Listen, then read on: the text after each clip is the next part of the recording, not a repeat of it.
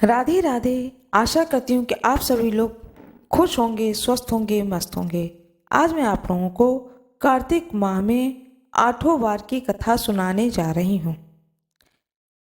कृपया मेरे वीडियो में अंत तक बने रहिएगा।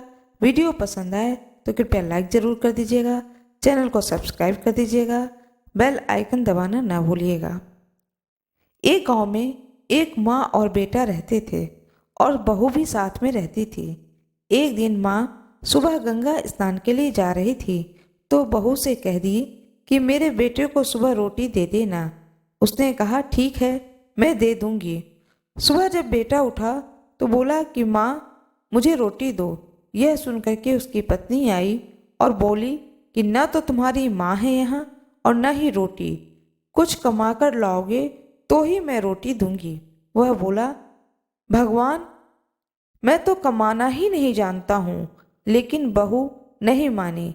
उसने कहा, अच्छा तुम 4 रोटी आम के अचार के साथ ही दे दो।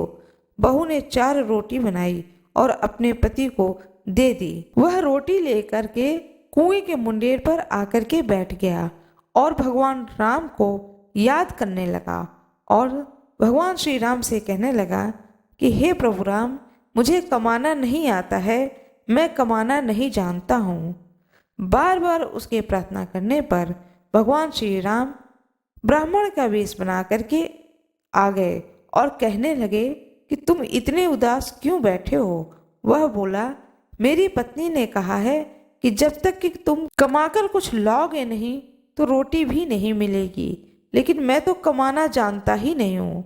भगवान बोले, मैं भी कमाना नहीं जानता हूँ, लेकिन मैं 8 वार के नाम को जानता हूँ। इससे तुम्हारे घर में अटूट भंडार भर जाएंगे। भगवान श्री राम बोले कि तुम चावल के दाने ले लेना और पानी की घंटी ले लेना। जो बर्तन ढके हुए हैं उनका मुंह खोल देना। जो घर के बर्तन उल्टे पड़े हैं उन्हें सीधा कर देना। भगवान के रूप में ब्राह्मण ने कथा कही और उसने सुनी। रविवार, सोमवार, मंगलवार, बुधवार, बृहस्पतिवार, शुक्रवार, शनिवार 8 वारों का आसरा भरियो, पीहर सासरा। इसके बाद उसके घर में अटूट भंडार होते चले गए। घर पहुंचा तो उसकी पत्नी ने पूछा कि क्या लाए हो। उसने कहा कि 8 वारों का नाम लाया हूँ। पत्नी ने सोचा चलो कुछ तो लाया है। पति फिर बोला कि चावल के दाने और पानी की घंटी ले आओ। जो औंधे मुंह पड़े हैं बर्तन उन्हें सीधा कर दो। जो ढके हुए रखे बर्तन उनका मुंह खोल दो। पत्नी ने ऐसा ही किया। फिर पति ने कही कि आओ और कथा को सुनो। पत्नी ने सुनी। रविवार, सोमवार, मंगलवार, बुधवार, बृहस्पतिवार, शुक्रवार, शनिवार 8 वारों का आसरा भरियो, पीहर सासरा और अटूट भंडार भरते चलियो। इस प्रकार पति ने कथा कहते समय कही। इस प्रकार से उसके घर में अटूट भंडार भरने लगे। अपनी पत्नी से एक दिन उसने कहा कि मैं अपनी बेटी से मिलने जा रहा हूँ। फटे से कपड़े पहन बेटी के यहाँ गया तो बच्चे बोले कि नाना आए हैं, नाना आए हैं। बेटी बोली कि नाना आए हैं तो क्या लाए हैं। 2 दिन की मुफ्त रोटियां तोड़ने आए हैं। बेचारा सोचने लगा कि गरीबी सब कुछ कहला देती है मुख से। पिता ने बेटी से कहा कि बेटी मेरी 8 वार की कहानी सुन लो। बेटी ने जवाब दिया कि पिताजी मेरा मुंह जूठा हो गया है, मैंने खा लिया है। तो पिता भूखे ही सो गए। अगले दिन बेटी को पिता पर तरस आ गया और कहती है कि पिताजी आप अपनी कहानी सुनाओ। पिताजी बोले कि चावल का दाने ला, पानी की घंटी ला। जो औंधे मुंह पड़े हैं बर्तन उन्हें सीधा कर। जो ढके हैं उनका मुंह खोल दे। पिता ने कही, बेटी ने सुनी। रविवार, सोमवार, मंगलवार, बुधवार, बृहस्पतिवार, शुक्रवार, शनिवार 8 वारों का आसरा भरियो, पीहर सासरा और अटूट भंडार भरते चले। इस प्रकार से बेटी के घर में भंडार भरने लगे। बेटी टोकरे भर भर करके बांटने लगी। बेटी की पड़ोसनों ने कहा कि तुम तो कहती थी कि तुम्हारे पिता कुछ भी लेकर नहीं आए, वो तो इतना सामान लाए हैं कि तुम बांट रही हो, ये कहाँ से आया है? बेटी ने कहा कि मेरे पिता तो खाली हाथ ही आए थे, ये तो आठों वारों की कहानी का फल है। पड़ोसन बोली कि अपने पिता से कहो कि वह हमें भी आठों वारों की कथा सुना दें। फिर पिता ने कहा कि आज तो मेरा मुंह जूठा हो गया है, लेकिन कल मैं कहानी जरूर सुना दूंगा। दूसरे दिन पिता ने बेटी की पड़ोसनों को भी आठों वारों की कहानी सुनाई, जिससे उनके घर में भी अटूट भंडार हो गए। जैसे भगवान के वेश में ब्राह्मण की आठों वारों की कहानी सुनने से सबके घर में भंडार भर गए, उसी तरह से कहानी कहने वाले और सुनने वाले के भी भंडार भर जाएं। भगवान श्री राम की जय हो, ब्राह्मण देवता की जय हो, कार्तिक माँ की जय हो, माँ गंगा की जय हो। जय श्री कृष्ण। भगवान विष्णु और माता लक्ष्मी की कृपा आप पर और आपके पूरे परिवार पर सदा सर्वदा बनी रहे। आज मैं आप लोगों को कथा सुनाने जा रही हूँ श्री कृष्ण जन्माष्टमी की। भाद्रपद कृष्ण पक्ष की अष्टमी को जन्माष्टमी का त्योहार मनाया जाता है। इस तिथि को रात के 12 बजे मथुरा के राज्य में कंस की जेल में वासुदेव जी की पत्नी देवकी के गर्भ से भगवान श्री कृष्ण का जन्म हुआ था। इस तिथि को रोहिणी नक्षत्र का विशेष महत्व है। इस दिन देश के समस्त मंदिरों में झांकियां सजाई जाती हैं। भगवान कृष्ण का श्रृंगार करके झूला झुलाया जाता है। स्त्री पुरुष रात के 12 बजे तक व्रत रखते हैं। रात को 12 बजे शंख तथा घंटों की आवाज से श्री कृष्ण के जन्म की खबर चारों दिशाओं में गूंज उठती है। भगवान कृष्ण की आरती उतारी जाती है और प्रसाद वितरण किया जाता है। प्रसाद ग्रहण करके व्रत को खोला जाता है। श्री कृष्ण जन्माष्टमी की कथा। द्वापर युग में पृथ्वी पर राक्षसों के अत्याचार बढ़ने लगे। पृथ्वी गाय का रूप धारण कर अपनी कथा सुनाने के लिए तथा अपने उद्धार के लिए ब्रह्मा जी के पास गई। ब्रह्मा जी ने सभी देवताओं को साथ लेकर पृथ्वी को विष्णु के पास क्षीर सागर में ले गए। उस समय भगवान विष्णु अनंत शैया पर शयन कर रहे थे। स्तुति करने पर भगवान की निद्रा भंग हो गई। भगवान ने ब्रह्मा एवं समस्त देवताओं को देखकर उनके आने का कारण पूछा तो पृथ्वी बोली, भगवान मैं पाप के बोझ से दबी जा रही हूँ, मेरा उद्धार कीजिए। यह सुनकर विष्णु भगवान बोले, मैं ब्रजमंडल में वासुदेव देवकी के गर्भ से जन्म लूंगा। तुम सब देवतागण ब्रज भूमि में जाकर यादव वंश में अपना शरीर धारण करो। इतना कहकर भगवान अंतर्ध्यान हो गए। इसके पश्चात देवता ब्रजमंडल में आकर यदु कुल में नंद यशोदा तथा गोप गोपियों के रूप में पैदा हुए। द्वापर युग के अंत में मथुरा में उग्रसेन राजा राज्य करते थे। उग्रसेन के पुत्र का नाम था कंस। कंस ने उग्रसेन को बलपूर्वक सिंहासन से उतारकर जेल में डाल दिया और स्वयं राजा बन गया। कंस की बहन देवकी का विवाह यादव कुल में वासुदेव के साथ निश्चित हो गया। जब कंस देवकी को विदा कराने के लिए रथ के साथ जा रहे थे तो आकाशवाणी हुई, हे कंस, जिस देवकी को तू बड़े प्रेम से विदा कर रहा है उसका 8वां पुत्र ही तेरा संहार करेगा। आकाशवाणी को सुनकर के कंस को क्रोध आ गया। क्रोध में भरकर देवकी को मारने के लिए तैयार हो गया। उसने सोचा न देवकी होगी न उसका कोई पुत्र होगा। वासुदेव ने कंस को समझाया कि तुम्हें देवकी से तो कोई भय नहीं है, देवकी की 8वीं संतान से तुम्हें भय है, इसलिए मैं इसका 8वां संतान तुमको दे दूंगा। तुम्हारे समझ में जो आए उसके साथ वैसा व्यवहार करना। कंस ने वासुदेव जी की बात को स्वीकार कर ली और वासुदेव जी को कारागार में बंद कर दिया। तत्काल नारद जी वहां आ गए और कंस से बोले, यह कैसे पता चलेगा कि 8वां गर्भ कौन सा है? गिनती प्रथम या अंतिम गर्भ से शुरू होगी। कंस ने नारद जी के परामर्श से देवकी के गर्भ से उत्पन्न होने वाले समस्त बालकों को मारने का निश्चय किया।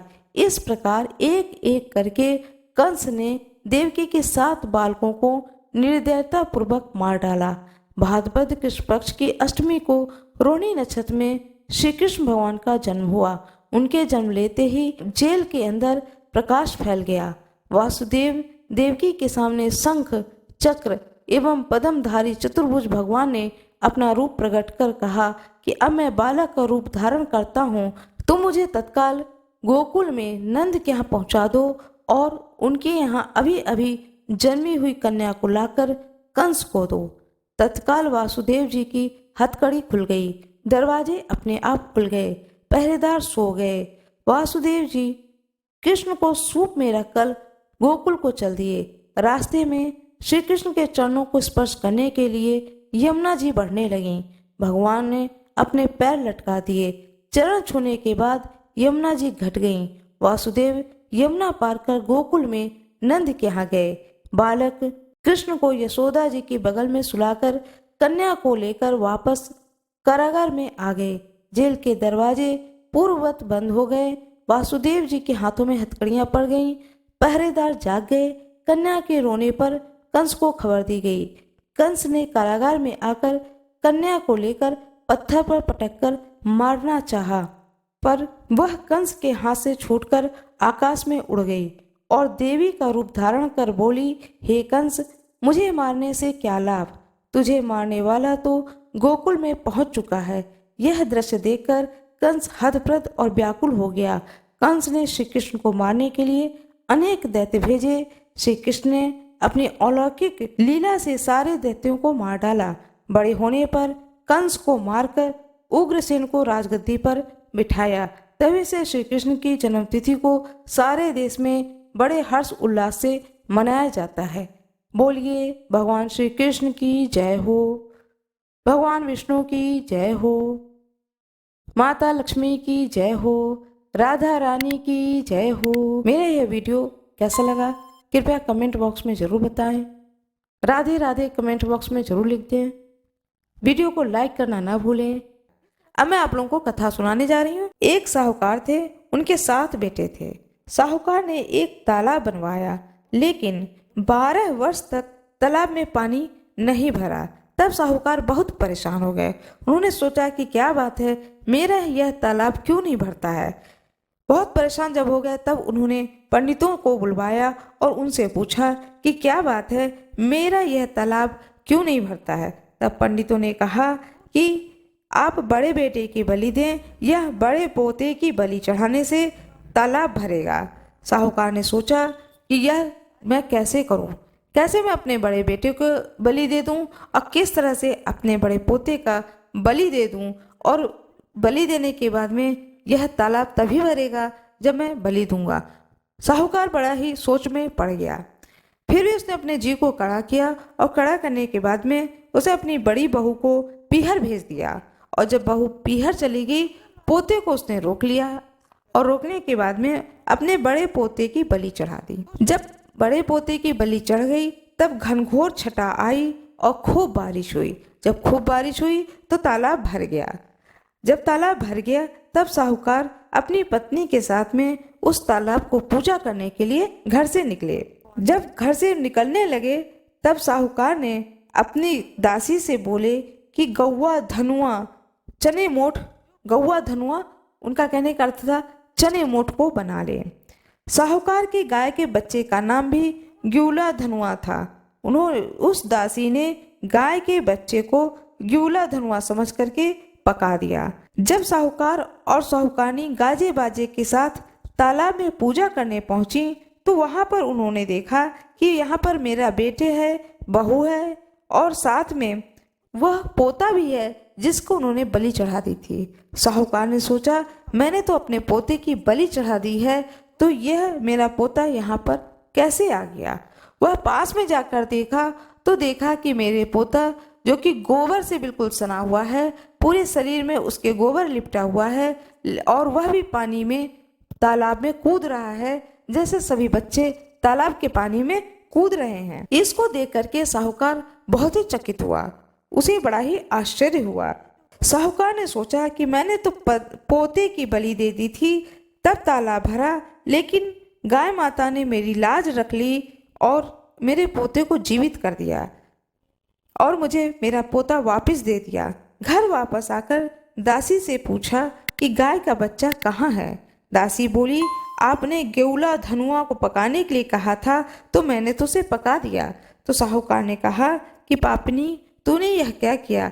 अभी मैंने एक पाप उतारा है और तुमने दूसरा पाप चढ़ा दिया। बड़ी मुश्किल से मेरा पोता मुझे वापस मिला है। अब मैं गाय को क्या जवाब दूंगा? जब गाय वन से चरने को गई है, वन में जब चर करके घास चर करके वापस आएगी और जब अपने बच्चे को वह नहीं देखेगी तो मैं उसे क्या जवाब दूंगा? ऐसा सोच करके वह बहुत ही चिल्लाने लगा उस दासी के ऊपर। फिर साहूकारनी दोनों उल्टे पड़ गए और सोचा कि अब गाय आएगी तो उसको क्या जवाब देंगे। पीछे साहूकार ने एक हंडिया में गाय के बच्चे को डालकर एक गड्ढे में दबा दिया। घर के पीछे ही उन्होंने गाय के बच्चे को दबा दिया। शाम को जंगल से जब गाय आई तो बच्चे को नहीं देख करके चिल्लाने लगी और हंडिया खोदने लगी। तब उसमें से उसका मिट्टी में लिपटा हुआ बच्चा निकला। तब किसी ने साहूकार से आकर कहा कि देखो, गाय का बच्चा जीवित है और वह अपने माँ के साथ में खड़ा है। साहूकार ने कहा, यह कैसे संभव है? गाय के बच्चा तो मर चुका था और उसे मैंने ही एक हांडी में करके घर के पीछे मिट्टी में दबा दिया है। तब उस व्यक्ति ने कहा, नहीं, तुम स्वयं उठो और चल करके देखो कि जो मैं बता रहा हूँ वह बात सत्य है या नहीं। साहूकार ने कहा कि ठीक है। फिर साहूकार उठा और वह घर के पीछे गया। वहां जाकर देखा गाय के बछड़ा गाय का दूध पी रहा है और इस प्रकार से जब उसने अपनी आंखों से देखा साहूकार ने कि गाय का बच्चा जीवित है और जीवित ही नहीं है, वह अपनी माँ के साथ खड़ा भी है, इस को देख करके साहूकार बहुत ही खुश हुआ, बहुत ही प्रफुल्लित हुआ और उसने यही बात कही, जिस प्रकार से गाय माता ने मेरे घर के वंश की रक्षा की, मेरे पोते की रक्षा की, जिसका मैंने बलि चढ़ा दिया था उसे जीवित कर दिया और उसके पुत्र भी जीवित हो गया, गाय का भी बच्चा जीवित हो गया। इसी तरह से गाय माता हर उस पुत्र की रक्षा करे जिसकी माँ गाय की पूजा करती हैं, गाय की उपासना करती हैं। जिस तरह से मेरे घर में यह सुख के दिन लौटे, इसी प्रकार से सुख के दिन हर घर में लौटे। इस तरह से गाय बछारस की पूजा की जाती है, गाय बछारस की यह कथा सुनी जाती है और कथा सुनने के बाद में भोजन ग्रहण किया जाता है। मेरा ये वीडियो कैसा लगा कृपया कमेंट बॉक्स में जरूर बताएं। वीडियो को लाइक करना ना भूलें, चैनल को सब्सक्राइब करें, बेल आइकन दबाना ना भूलें। फिर मिलती हूँ एक नए वीडियो के साथ में। धन्यवाद।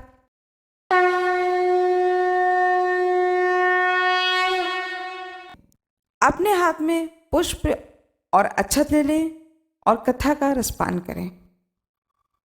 आज मैं आप लोगों को कथा सुनाने जा रही हूँ, बुद्ध प्रदोष व्रत कथा। अब मैं कथा सुनाने जा रही हूँ। अपने हाथ में पुष्प और अक्षत अवश्य ले लें। एक समय एक व्यक्ति अपनी पत्नी को विदा कराने के लिए अपने ससुराल गया।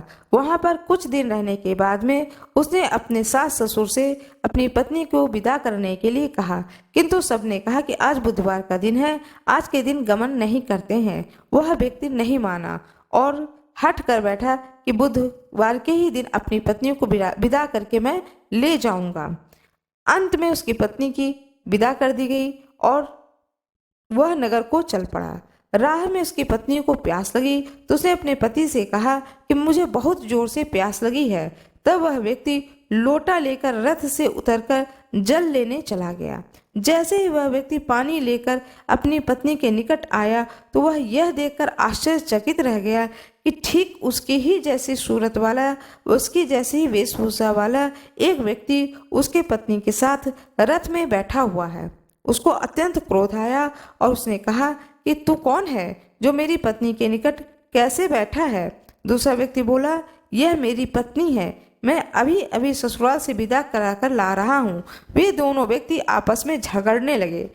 तभी राज के सिपाही आए और जो व्यक्ति लोटा लेकर जल लेने गया था उस व्यक्ति को पकड़ लिया और कहा कि चलो अब इसको नगर में राजा के समक्ष ले चलते हैं। साथ ही स्त्री से भी पूछा गया कि तुम बताओ तुम्हारा असली पति कौन है। अब पत्नी भी चुप हो गई क्योंकि दोनों ही व्यक्ति एक जैसे थे।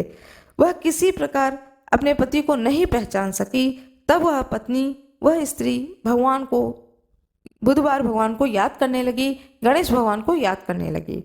वह व्यक्ति भी ईश्वर से प्रार्थना करने लगा और बोला, हे परमेश्वर, यह कैसी लीला है, सच्चा झूठा कुछ भी पता नहीं चल पा रहा है। तभी आकाशवाणी हुई कि हे मूर्ख, आज बुधवार के दिन तुझे गमन नहीं करना था, तूने किसी की बात की नहीं मानी। यह सब लीला बुद्ध देव भगवान की है। उस व्यक्ति ने बुद्ध देव से प्रार्थना करी और अपनी गलती के लिए क्षमा मांगी। तब बुद्ध देव जी अंतर्ध्यान हो गए और वह अपनी स्त्री को लेकर घर आया तथा बुधवार का व्रत वे दोनों पति पत्नी नियम पूर्वक करने लगे। जो व्यक्ति इस कथा को श्रवण करता तथा सुनता है, उसको बुधवार के दिन यात्रा करने का कोई दोष नहीं लगता है। उसको सब प्रकार के सुखों की प्राप्ति होती है। भगवान बुद्ध की जय हो, भगवान गणेश की जय हो, भोले बाबा की जय हो। आज मैं आप लोगों को बताने जा रही हूँ बुधवार व्रत किसे रखना चाहिए और इस व्रत का क्या प्रभाव होता है। बुधवार का व्रत गृह शांति तथा सर्व सुखों की इच्छा रखने वालों को बुधवार का व्रत करना चाहिए। विशेष करके ग्रह की शांति के लिए यह व्रत किया जाता है। बुधवार का व्रत भगवान गणेश जी को समर्पित होता है। साथ में भगवान शंकर की भी पूजा की जाती है। इस दिन नवजात शिशु के हाथों से करवाए गए कृत्य से समस्त मनोकामनाएं फलवती होती हैं। पूजा का विधि विधान यह होता है कि इस व्रत में रात दिन में एक बार ही भोजन करना चाहिए। इस व्रत के समय हरी वस्तुओं का उपयोग करना श्रेष्ठ होता है। व्रत के अंत में शंकर जी की पूजा धूप, बेलपत्र आदि से करनी चाहिए। भगवान गणेश को दुर्वा चढ़ाना चाहिए और साथ ही बुधवार की कथा को सुनकर आरती के बाद प्रसाद देकर जाना चाहिए। बीच में ही नहीं चले जाना चाहिए। इस दिन उत्तर दिशा की यात्रा नहीं करनी चाहिए। कुमकुम चंदन लेपित लिंगम अष्टदरिद्र विनाशक लिंगम तत्प्रणमामि सदा शिवलिंगम तत्प्रणमामि सदा शिवलिंगम। श्री शिवाय नमस्तोभ्यम। एक नगर में एक ब्राह्मणी रहती थी। उसके पति का स्वर्गवास हो गया था। उसका अब कोई आश्रयदाता नहीं था, इसलिए प्रातः होते ही वह अपने पुत्र के साथ भीख मांगने निकल पड़ती थी। भिक्षाटन से वह स्वयं व पुत्र का पेट पालती थी। एक दिन ब्राह्मणी घर लौट रही थी तो उसे एक लड़का घायल अवस्था में कराहता हुआ मिला। ब्राह्मणी दयावश उसे अपने घर ले आई। वह लड़का विदर्भ का राजकुमार था। शत्रु सैनिकों ने उसके राज्य पर आक्रमण करके उसके पिता को बंदी बना लिया था और राज्य पर नियंत्रण कर लिया था।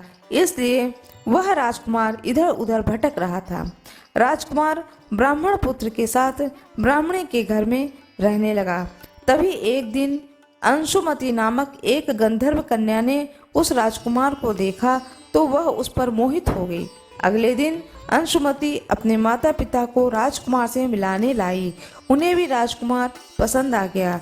कुछ दिनों के बाद अंशुमति के माता पिता को शंकर भगवान ने स्वप्न में आदेश दिया कि राजकुमार और अंशुमति का विवाह करा दिया जाए। उन्होंने जैसा कहा वैसा ही अंशुमति के माता पिता ने किया। ब्राह्मणी प्रदोष व्रत करती थी। उस व्रत के प्रभाव से गंधर्व राज की सेना की सहायता से राजकुमार ने विदर्भ से शत्रुओं को खदेड़ दिया और पिता के राज्य को पुनः प्राप्त किया और आनंद पूर्वक रहने लगा। राजकुमार ने ब्राह्मण पुत्र को अपना प्रधानमंत्री बनाया।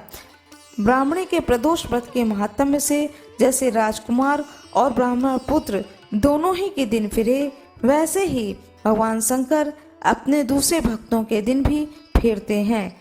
भोलेनाथ के अभिषेक, रुद्राभिषेक और श्रृंगार का विशेष महत्व है। इस दिन सच्चे मन से भोलेनाथ की पूजा करने से मनोवांछित फल की प्राप्ति होती है। कोई भी लड़का या लड़की अपने शादी विवाह में जो भी अड़चने आ रही हैं अथवा संतान प्राप्ति की इच्छा से इस दिन पंचगव्य से महादेव का अभिषेक करना चाहिए। वहीं ऐसे जातक जिन्हें लक्ष्मी जी की प्राप्ति और कैरियर में सफलता की कामना हो, उन्हें दूध से अभिषेक करने के बाद शिव जी पर फूलों की माला अर्पित करनी चाहिए। मान्यता है कि ऐसा करने से भोलेनाथ अत्यंत प्रसन्न होते हैं और मनोकामना की पूर्ति करते हैं। हर हर महादेव। ओम नमः शिवाय। भगवान गणेश की जय हो, भोले बाबा की जय हो, माता पार्वती की जय हो। हर हर महादेव। मेरा ये वीडियो कैसा लगा कमेंट बॉक्स में अवश्य बताएं। कमेंट बॉक्स में हर हर महादेव अवश्य लिख दें। कृपया चैनल को लाइक कर दें, सब्सक्राइब कर दें, बेल आइकन दबाना ना भूलें। धन्यवाद।